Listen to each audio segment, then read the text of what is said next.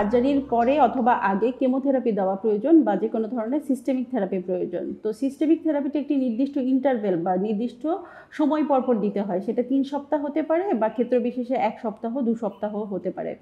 এই কেমোথেরাপিটি শেষ হলে পরে আমরা কিছু ক্ষেত্র বিশেষে মেইনটেন্যান্স থেরাপি লাগে। মেইনটেন্যান্স থেরাপিটি হয়তো 2 বা 3 বছর দিয়ে থাকা হয়, বিভিন্ন টার্গেটেড থেরাপির মাধ্যমে হতে পারে। তো এসব চিকিৎসা শেষ হওয়ার পরে সাধারণত ফলো আপ যেটা মানে মূল চিকিৎসাটা শেষ হলে ফলো আপটা প্রথম 2 বছর আমরা একটু ঘন বা একটু রেগুলার ইন্টারভেলে করতে বলি।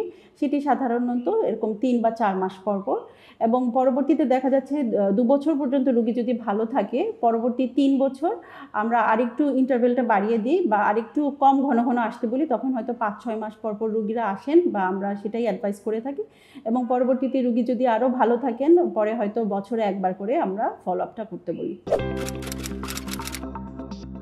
দীর্ঘ একটি প্রক্রিয়া সম্পন্ন করতে অবশ্যই রোগীর নিজস্ব মানসিক জোরের যেমন প্রয়োজন, তেমন তার পারিপার্শ্বিকতা থেকে তার আত্মীয় স্বজন বলেন, বন্ধুবান্ধব বলেন, তাদের যে সাপোর্ট সেটি খুবই জরুরি।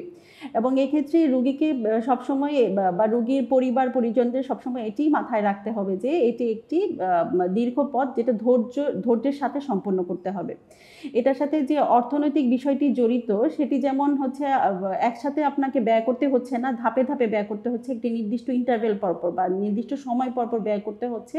তার পাশাপাশি জড়িত আছে হচ্ছে পেশেন্টের ভালো মতো নিউট্রিশনের বিষয়টি বা পেশেন্টের পুষ্টির বিষয়টি, পেশেন্টের মানসিকভাবে সুস্থতার বিষয়টি।